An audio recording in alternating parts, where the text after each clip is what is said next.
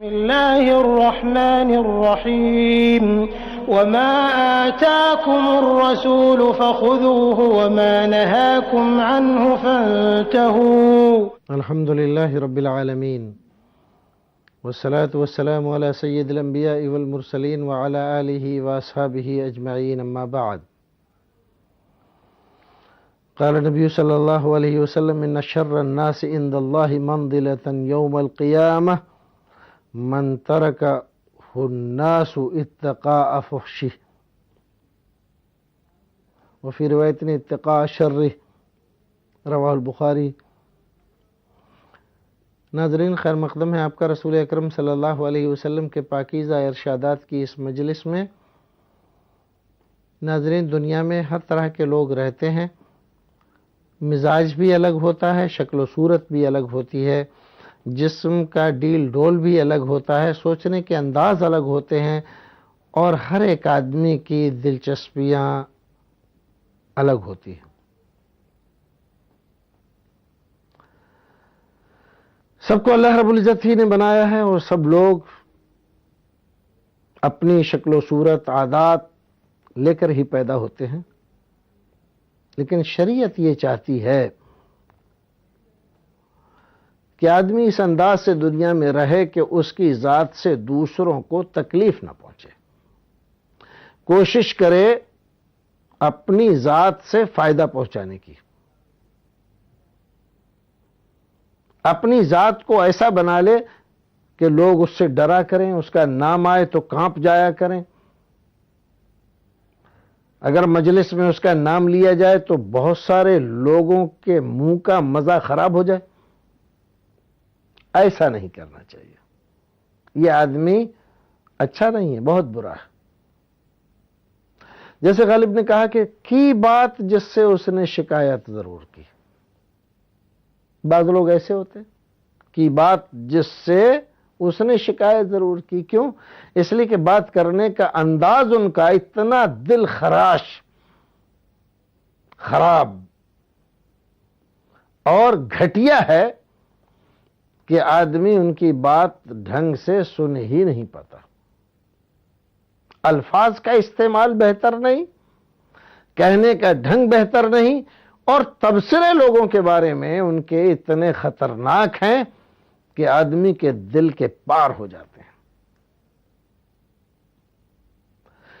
ناظرین، رسول اکرم صلی اللہ علیہ وسلم اس طرح کے عیوب سے ہمیشہ دور رہے. کبھی کسی آدمی نے اس بات کی شکایت نہیں کی کہ رسول اکرم کا یہ لفظ ہمیں ناگوار گزرا، برا لگا.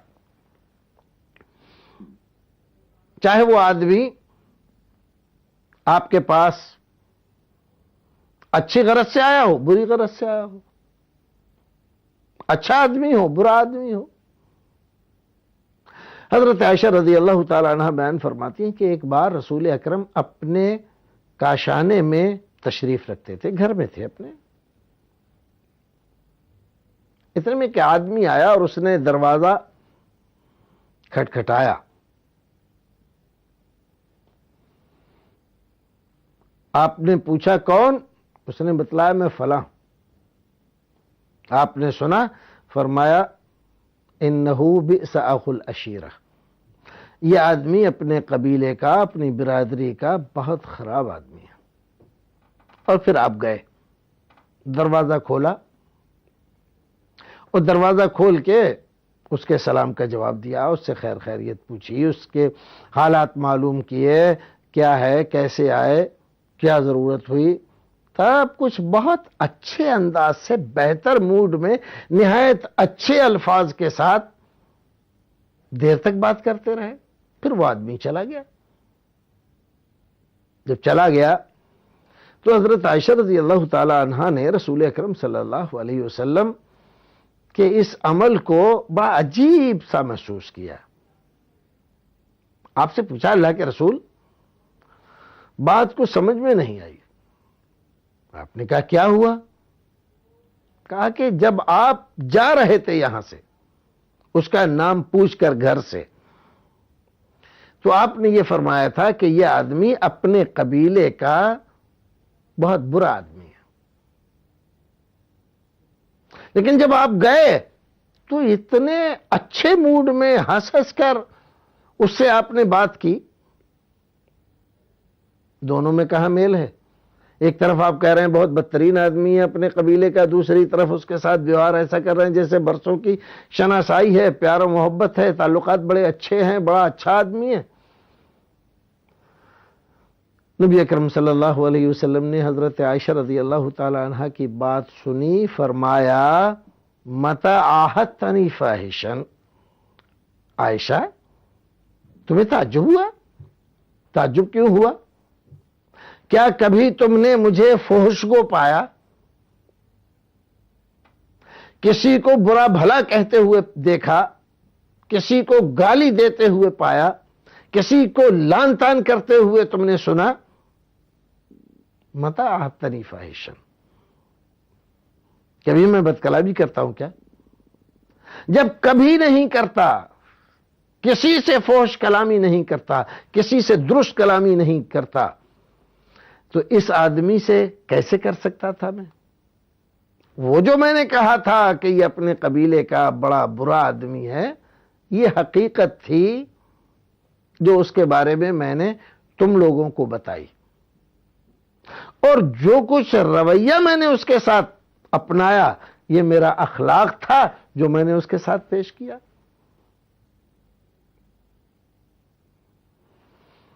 محدثین کرام رضوان اللہ تعالی علیہم اجمعین ایک اور بات اس میں بڑی پیاری سی فرماتے ہیں. علامہ ابن الجوزی اور دوسرے لوگوں نے اپنی ان کتابوں میں جو مصطلح الحدیث یا اصول حدیث پر لکھی گئی ہیں ان میں اس حدیث کو موضوع سخن بنایا ہے. اور سوال یہ وہاں پیدا کیا گیا ہے کہ کسی آدمی کے پیٹھ پیچھے اس کی برائی کرنا یہ غیبت ہے. رسول اکرم صلی اللہ علیہ وسلم نے اس آدمی کی برائی اپنے گھر میں اپنے گھر کے لوگوں کے سامنے کی اس کی غیر موجودگی میں، تو یہ تو غیبت میں شامل ہوا. اور غیبت کو آپ منع کر رہے ہیں، غیبت کو بہت بڑا جرم بتلاتے ہیں، تو کیسے اس میں تطبیق دی جائے؟ کیوں آپ نے ایسا کیا؟ ایک طرف آپ کہتے ہیں غیبت کرنا بہت بڑا جرم ہے، بہت بڑا گناہ ہے، دوسری طرف آپ خود غیبت کر رہے ہیں. تو آپ کی کرنی اور کہنی میں تو فرق ہوا نہیں کرتا تھا، یہ کیسے؟ اللہ رب العزت کی ہزار ہزار رحمتیں ہوں ان محدثین کرام پر کہ ان لوگوں نے رسول اکرم صلی اللہ علیہ وسلم کی ذات گرامی پر آنے والی حرف گیری کو ہمیشہ ہمیش کے لیے اٹھا کر طاق پہ رکھ دیا، اور آپ کی زندگی صاف شفاف روشن اور ایک اخلاق کے پتلے اور سب سے بلند اخلاق کے زینے پر بیٹھے شخص کی پیش فرمائی. فرمایا دو باتیں ہیں یہاں غور کرنے کی. ایک بات تو یہ ہے کہ آپ نے جو کچھ کردار پیش کیا، دوسری بات یہ ہے کہ آپ نے جو کچھ جملہ فرمائے انہ بئس اخو العشیرہ، یہ آپ کا کردار تھا، آپ کا اخلاق تھا. آپ کبھی اخلاق سے نہیں گرے، کبھی آپ نے الفاظ بھی غیر معیاری استعمال نہیں فرمائے. لیکن یہاں پر جو کچھ کہا یہ یہاں پر مقصود آپ کو اس آدمی کی غیبت نہیں بلکہ اپنے خاندان کی بھلائی بہتری اور ان کو کسی موہوم یا آنے والی برائی خطرناکی یا نقصان سے بچانے کے غرض سے آپ نے یہ فرمایا. کیا مطلب ہوا؟ مطلب یہ ہوا رسول اکرم صلی اللہ علیہ وسلم ایک آدمی سے بڑے اچھے موڈ میں بات کر رہے ہیں.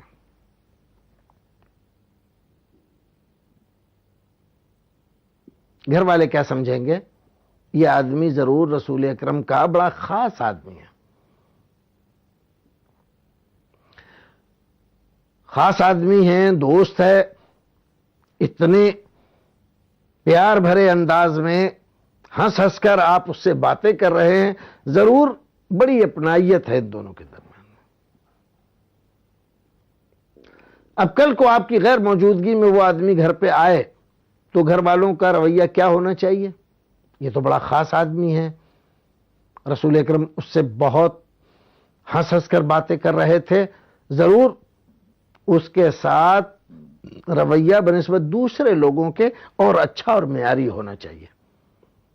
گھر میں اس کو جگہ دینا، بٹھالنا، بلانا، کھلانا، پلانا، یہ ساری چیزیں، حالانکہ حقیقت یہ ہے کہ وہ آدمی اچھا نہیں ہے. اچھا نہیں ہے، کوئی بھی نقصان پہنچا سکتا ہے. اس آدمی کی عزت یہ اپنی جگہ پر ہے، لیکن گھر والوں کی ہمدردی یہ اپنی جگہ ہے. اس آدمی سے ملے تو بہتر انداز میں کہ یہ اس کی دلداری کے لیے ضروری تھا، لیکن اس کی حقیقت بیان کر دی اپنے گھر والوں کے لیے کہ یہ ان کی ہمدردی کے لیے ضروری تھا. تو آپ نے کوئی غیبت نہیں کی،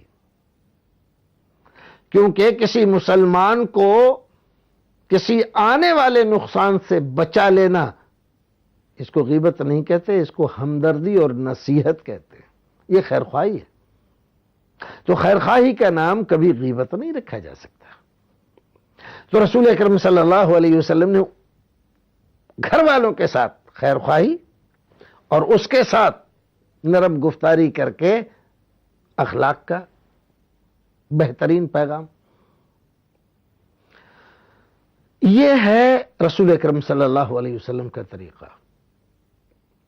فحش گوئی نہیں، گالی گلوچ نہیں. لیکن بدقسمتی ہماری، جس زمانے میں ہم زندہ ہیں، جن لوگوں کے بیچ ہم رہتے سہتے، ہمارے نوجوان، ان کی محفلیں، ان کی سوسائٹیاں کچھ عجیب قسم کی واقع ہوئی ہے. ان میں بیٹھ کر وہ ایک دوسرے کے ماں باپ کو، بہن کو، بیٹی کو، بیوی کو کھلی کھلی مغلظ گالیاں دیتے ہیں، اور ذرہ برابر بھی احساس نہیں ہوتا کہ ہم کیا کر رہے ہیں. ماں بہن کی گالیاں، بیوی بیٹی کی گالیاں. انا للہ و انا الیہ راجعون. مسلمان ہیں یہ، مسلمان ہیں جنہیں دیکھ کے شرمائے ہنود، شرمائے یہود.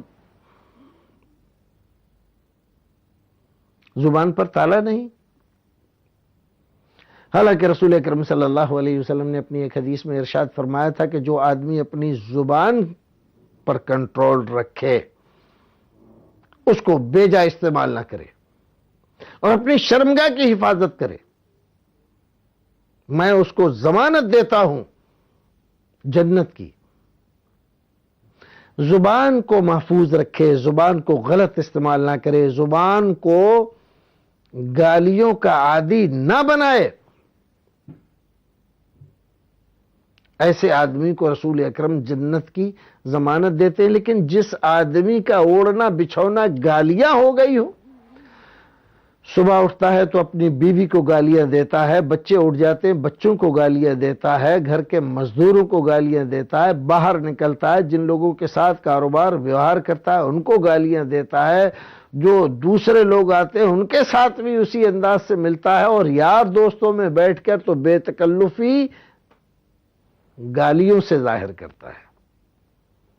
اور جب تک ہم اس کے ماں باپ، بہن بیٹی اور بیوی کو گالی نہ دیں، تب تک بے تکلفی ظاہر نہیں ہوتی کہ ہم دونوں بے تکلف ہیں.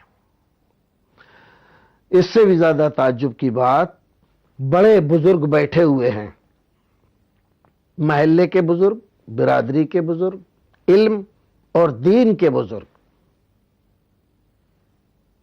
اور آدمی وہی زبان وہی لینگویج استعمال کر رہا ہے۔ بزرگوں نے اس کی طرف تعجب کے ساتھ دیکھا تو کہنے لگا کہ وہ آپ خیال نہ فرمائیے گا، ہمارے درمیان ذرا بے تکلفی ہے۔ انا للہ و انا الیہ راجعون۔ بے تکلفی کا یہ مطلب ہے کہ اس کی ماں بہن کو گالی دو، اس کو بیوی اور بیٹی کو گالی دو گے، ایسے ظاہر کرو گے بے تکلفی؟ یہ کون سا انداز ہے بے تکلفی کا؟ اگر ایسے ہی ان الفاظ کے معنی بدلے جاتے رہے تو کل پتہ نہیں کیا ہوگا۔ یہ بے تکلفی نہیں ہے، ان تم دونوں کے درمیان یہ بے تکلفی نہیں بلکہ بد زبانی کا تبادلہ ہے، مقابلہ ہے، اور اپنے اعمال کو غارت کرنا ہے اور اپنی آخرت اور عاقبت کو خراب کرنا ہے، اپنے بچوں کو بری صحبت دینا ہے۔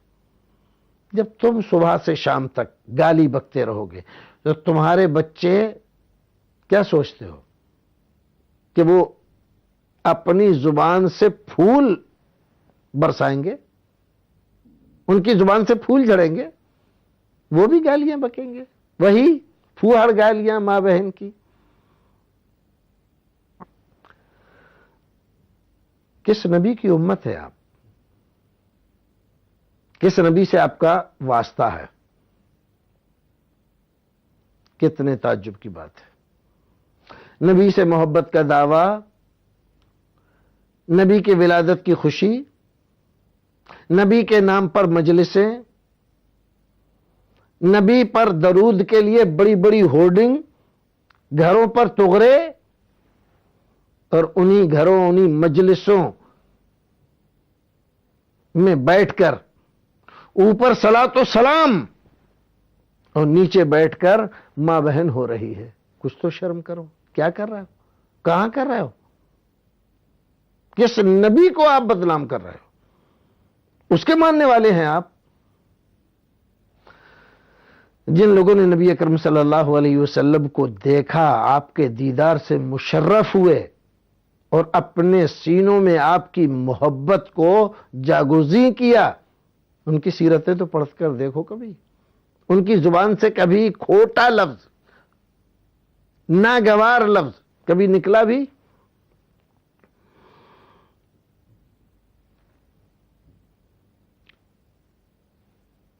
اللہ کے رسول صلی اللہ علیہ وسلم کے ایک صحابی،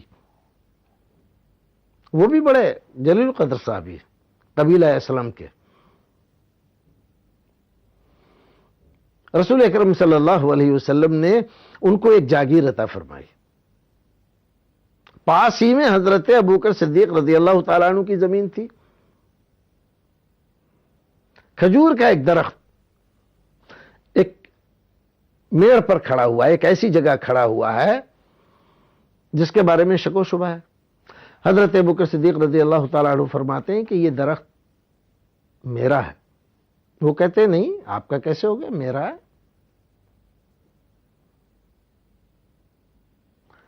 بات اسی میں میرا میرا کہتے کہتے تھوڑا تیزی پکڑ گئی۔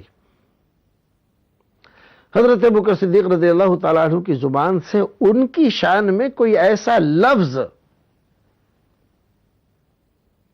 استعمال ہو گیا جو مناسب نہیں تھا، لیکن تیزی میں، غصے میں زبان پر آ گیا، استعمال بھی ہو گیا، تیر کمان سے نکل گیا۔ لیکن ہائے رے، اللہ کے نبی صلی اللہ علیہ وسلم کے یہ تربیت یافتہ پاکیزہ نفوس فوراً احساس ہوا، کیا کہہ دیا تم نے؟ بات بھول گئے، جھگڑا دھیان نہیں رہا، اب کھجور کا درخت موضوع بحث نہیں ہے۔ ہاتھ پکڑا، میرے بھائی مجھے معاف کر دے، اور جو لفظ میں نے کہا ہے تجھے وہی لفظ تو بھی کہہ۔ نہیں میں نہیں کہوں گا، نہیں کہو، کہہ دو، نہیں میں نہیں کہوں گا، نہیں کہنا پڑے گا، نہیں کہوں گا، کہنا پڑے گا، نہیں کہوں گا، نہیں کہو گے تو میں اللہ کے رسول سے شکایت کر دوں گا۔ عجیب زبردستی ہے، نہیں کہوں گا، آپ چاہے شکایت کر دیں۔ حضرت ابوبکر صدیق رضی اللہ تعالی عنہ عجیب صورتحال سے دوچار ہو گئے، غلطی مجھ سے ہو گئی، غلطی کا اعتراف کرتا ہوں، لیکن چاہتا ہوں کہ وہ بدلہ لے لے اپنا، تاکہ یہی دنیا میں فیصلہ ہو جائے، آخرت میں نہ پکڑا جاؤں۔ اس لیے اس پر زور دے رہے کہ تم بھی وہی لفظ میرے لیے استعمال کرو جو میں نے تمہارے لیے استعمال کیا۔ کہا کہ میں نہیں کر سکتا، میں شکایت کر دوں گا اللہ کے رسول سے۔ کر دو شکایت، لیکن میں کروں گا نہیں۔ چلے، وہ آگے آگے جا رہے ہیں، یہ ان کے پیچھے پیچھے۔ بنو اسلم کے محلے سے گزرے، کیا بات ہے، ظاہر ہے کہ جب غصے میں، لڑائی میں اس طرح سے جاتے ہیں تو انداز دوسرا ہوتا ہے، اور عام نارمل حالت ہوتی ہے تو جانے کا انداز دوسرا ہوتا ہے۔ پوچھا قبیلے والوں نے کیا بات ہے، کہا ایسے ایسے معاملہ ہے۔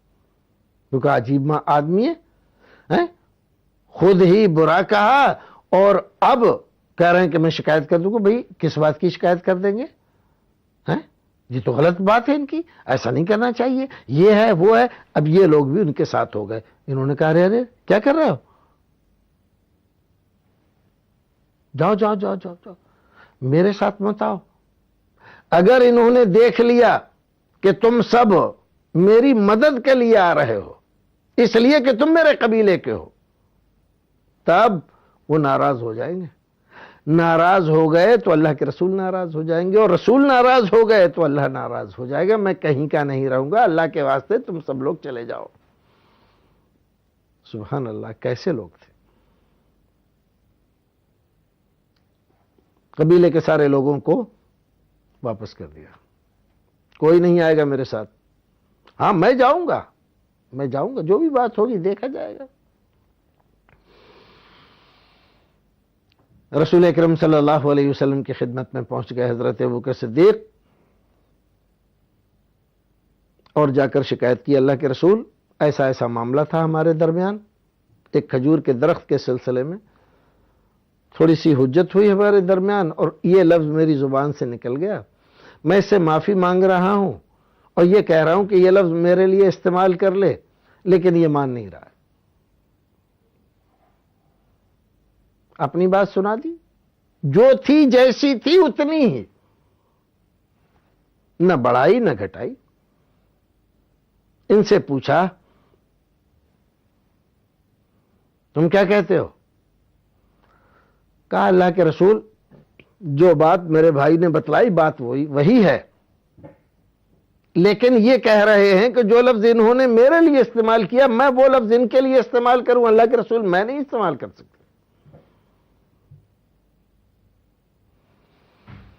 نبی اکرم صلی اللہ علیہ وسلم نے سنا حضرت ابوبکر صدیق کی آنکھوں میں آنسو ہیں، مجھ سے ایک غلطی ہو گئی ہے اور میرا بھائی مجھے معاف نہیں کر رہا ہے۔ شکایت کر دی اللہ کے رسول سے، وہاں بھی کہہ رہا ہے کہ میں وہ لفظ نہیں کہہ سکتا۔ نبی اکرم صلی اللہ علیہ وسلم نے دیکھا ان کی طرف، ان کی طرف، موقع محل کی نزاکت، فرمایا نہیں، خبردار، تم وہ لفظ نہیں کہو گے۔ ہاں یہ کہو، کیا کہ اللہ ابو بکر کو معاف فرمائے۔ انہوں نے کہا ٹھیک ہے۔ رسول اکرم صلی اللہ علیہ وسلم نے دعا فرمائی، حضرت ابوبکر صدیق رضی اللہ تعالی عنہ کی آنکھوں میں آنسو، دونوں بھائی لپٹ گئے۔ ایسے پیار محبت میں جھگڑے کہاں ختم ہو گئے؟ ایک ذرا سا لفظ کہہ دیا نامناسب، پھر اس کا خیال، ایسا لفظ میں نے استعمال کر دیا، معافی، وہی لفظ میرے لیے استعمال کرو تاکہ قیامت میں نہ پکڑا جاؤں۔ ایک وہ تھے رسول کے ماننے والے، اور ایک آج ہم ہیں۔ صبح سے شام تک گالیاں، بدزبانیاں ہماری زبان سے دور نہیں ہوتی، مغلظات بکتے ہیں، ہماری پہچان ہو گئی، ہمارے محلوں کی پہچان ہو گئی۔ ہماری گالیاں، ہماری بدقماشیاں. افسوس افسوس، ہم کیا کر رہے ہیں؟ کہاں جا رہا ہے ہمارا معاشرہ؟ کہاں جا رہا ہے ہمارا سماج؟ اللہ کے واسطے اپنے آپ کو دیکھو، سوچو، اور اپنی اولاد کو خراب مت کرو. جس انداز سے تم زندگی گزار رہے ہو، اس انداز سے اپنی اولاد کو زندگی گزارنے کے لیے تربیت نہ دو. تمہاری عادت ہو گئی، بگڑ گئی کسی بھی ماحول کی وجہ سے، ہر وقت زبان پر گالی گلوچ رہتی ہے. کم سے کم ان بچوں پر رحم کرو، ان کو بس زبان نہ بناؤ، ان کو گلہا نہ بناؤ. لیکن جب ان کے سامنے تم صبح سے شام تک گالی دیتے رہو گے تو یہ بھی یہی سیکھیں گے. تو نبی اکرم صلی اللہ علیہ وسلم نے حضرت عائشہ رضی اللہ تعالی عنہ سے فرمایا کہ عائشہ، تم نے مجھے کب بد کلام دیکھا؟ کبھی ایسا دیکھا کہ کسی کے سامنے میں نے بد اخلاقی کی ہو؟ ایسا تو کبھی نہیں. تو آج میں کیسے کر سکتا تھا؟ یہ آدمی اگرچہ اپنے قبیلے کا اچھا آدمی نہیں ہے، لیکن میرے پاس آیا ہے، میں تو اچھا ہوں، میری طرف سے تو اچھائی کا ہی اظہار ہونا چاہیے. لہذا میں نے اس کے ساتھ جو ویوہار کیا اپنے اعتبار سے کیا، اس کے اعتبار سے نہیں. وہ برا آدمی ہے، مجھ سے ملنے کے لیے آیا ہے تو میں بھی برا بن جاؤں اس کے لیے؟ نہیں. وہ برا آدمی ہے، کوشش کروں کہ اس کی برائی ختم ہو جائے. یہ نہیں کہ وہ برا ہے تو میں بھی برا بن جاؤں. الفاظ جو زبان سے نکلتے ہیں ایک حقیقت رکھتے ہیں، ان کا ایک وجود ہے، ان کا ایک اثر ہے. کوئی یہ نہ سمجھے کہ زبان سے نکلنے والی بات بے اثر ہے اور اس کا کوئی وزن نہیں ہے. جو بات زبان سے نکلتی ہے کبھی ختم نہیں ہوتی، آپ کے نامہ اعمال میں ثبت ہو جاتی ہے، اللہ رب العزت کے ریکارڈ میں آ جاتی ہے. اور جب وہ چاہے گا تو یہ ساری ریکارڈنگ آپ کو سنوا دی جائے گی کہ تم یہ کرتے تھے، یہ کہتے تھے. اب آؤ ایک حدیث رسول اکرم صلی اللہ علیہ وسلم کی. آپ نے فرمایا ان العبد لیتکلم بالکلمہ من رضوان اللہ لا یلقی لها یرفعه لا یلقی لها بالا یرفعه اللہ بها درجات وإن العبد ليتكلم بالكلمة من سخط الله لا يلقي لها بالا يهوي بها في جهنم رواہ البخاری. ناظرین، غور کرنے کا مقام ہے. رسول اکرم صلی اللہ علیہ وسلم کی اس حدیث پر پوری سنجیدگی کے ساتھ غور کرو. ارشاد فرمایا آپ نے، کبھی کبھی کوئی بندہ، کوئی بندی، کوئی مرد، کوئی عورت ایک کلمہ کہہ دیتی ہے، زیادہ نہیں، ایک کلمہ، اور اس کی کوئی پرواہ نہیں کرتی کہ کیا کہا، زبان سے کیا نکلا. اس کے سلسلے میں اس کو کوئی احساس نہیں کیا کلمہ کہا ہے، لیکن کلمہ رضامندی کا کہا، اچھا، نیک، اللہ کی تعریف کا، رسول اکرم کی تعریف کا، یا اپنے بھائی کی تعریف کا، جس سے اللہ رب العزت خوش ہو، ایسا کلمہ کہا. لیکن سمجھتا ہے کہ اس کی تو کوئی خاص حیثیت ہے نہیں. لا یلقی لها بالا، اس کی کوئی پرواہ نہیں کرتا. لیکن اللہ کے نبی فرماتے ہیں یرفعہ اللہ بها درجات، اللہ رب العزت اس کے ذریعے سے اس کے درجات کہیں سے کہیں پہنچا دیتا ہے. صرف ایک لفظ، اور ایک دوسرا آدمی، ایک دوسرا مرد، ایک دوسری عورت، ایک دوسرا اللہ کا بندہ، ایک دوسری اللہ کی بندی ایک برا کلمہ کہہ دیتی ہے اللہ کی ناراضگی کا، جس سے اللہ رب العزت ناراض ہوتا ہے، اور اس کی کوئی پرواہ نہیں کرتی کہ ہم نے کیا کہا۔